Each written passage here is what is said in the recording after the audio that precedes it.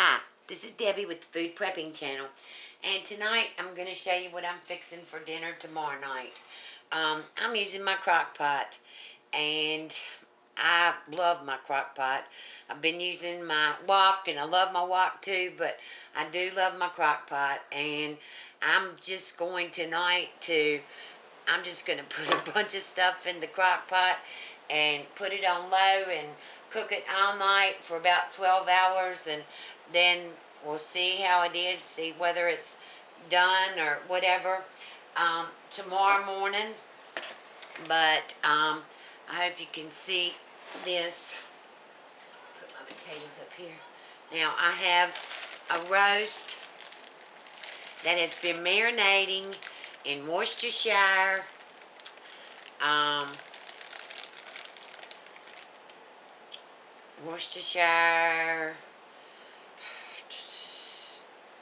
adobo, seasoning and seasoning salt. Well, Lowry seasoning salt, and it's been in here for about 24 hours now. So I'm going to go on and I've got about a tablespoon and a half of canola oil in my pan back here, and I'm going to put this in here, and I want to sear it really good. So when this gets done and I get ready to put everything into the crock pot, I'll bring you back. Okay, I'm back. The roast is searing in the pot over here, and here's the bottom to my crock pot, and I have a half a box of stock in the box. It's beef stock. I've got that in here, and I'm just putting together a recipe with a bunch of stuff, and we'll see. Not really a recipe, just a bunch of stuff and I'll let you know tomorrow whether it tastes good or not. First, I've cut up these potatoes, and I'm going to put these in here with the, there's a potato I didn't cut up. Oh, I have to get that. And so I've got the potatoes all in there. When you're cooking in a crock pot, you have to remember that your vegetables take longer than your meat.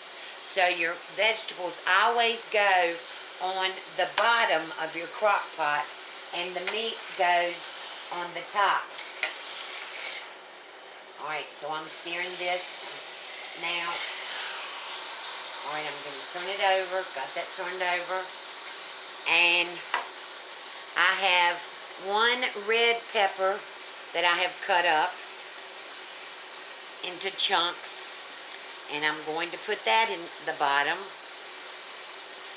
And I have a can of Great Value petite diced, no salt added tomatoes. I'm going to put those in here.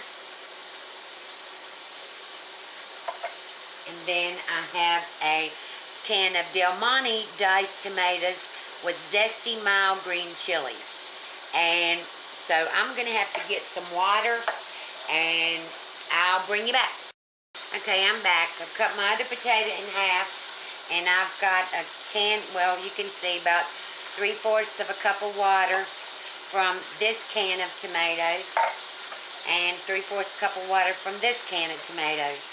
And I'm just going to, my potatoes and tomatoes and red peppers I've got in there.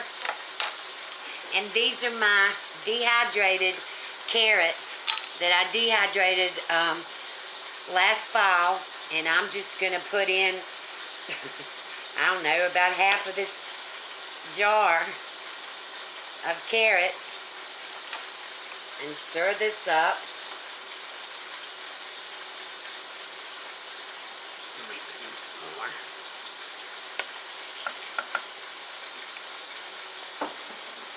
Alright, and I'm going to put in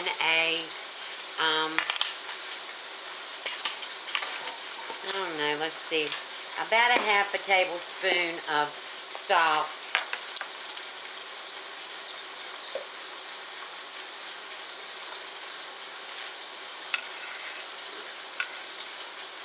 And then I'm going to put in a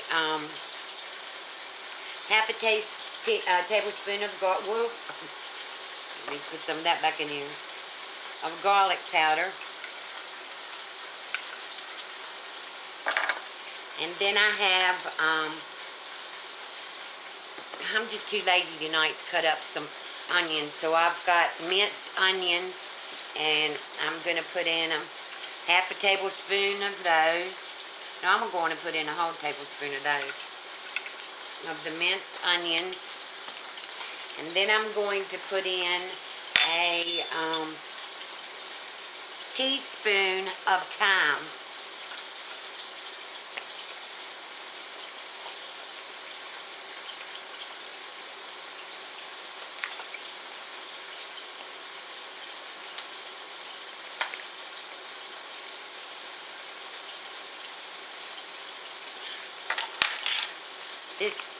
This roast is really smelling good over here. So I'm going to turn this over and get this all stirred up, and I'll bring you back when I'm getting ready to put it in the crock pot. Here's my crock pot. I'm stirring up everything in it. It's got potatoes and peppers and carrots and minced onions and petite diced tomatoes and diced tomatoes with zesty mild green chilies, salt, garlic powder, 1 teaspoon of thyme, and I'm going to get the roast out now.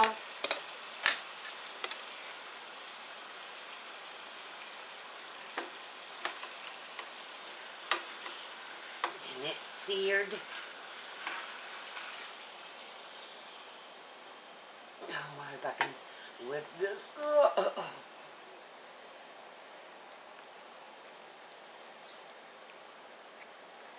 This is seared pretty good.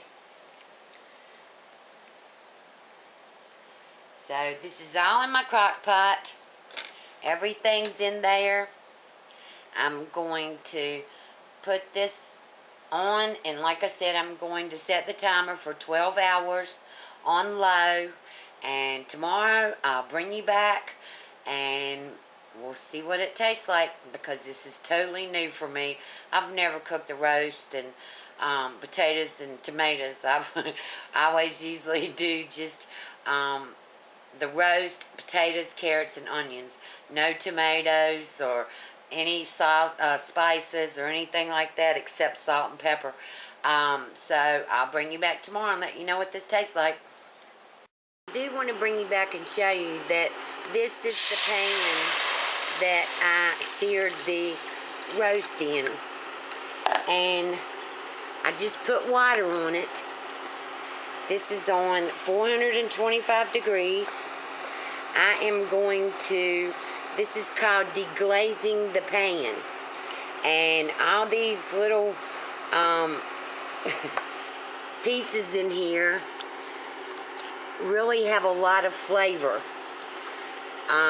So I'm going to deglaze this pan, get everything out of it, and I'm going to go on and put this in the crock pot with the rest of the stuff and give it a little bit more flavor. And so I'll see you tomorrow. Okay, I'm back. It's been about 16 hours. At the end of the 12 hours on low, the meat still was not done, so I bumped it up on high for another 4 hours. And here's the finished dish. I do have this in a glass dish. It's my Corelle, one of the first pieces of Corelle, as a matter of fact. And it's got the meat, the potatoes, the carrots, my dehydrated carrots that I dehydrated last fall, red peppers, the roast, thyme, garlic, minced onions, and the beef stock.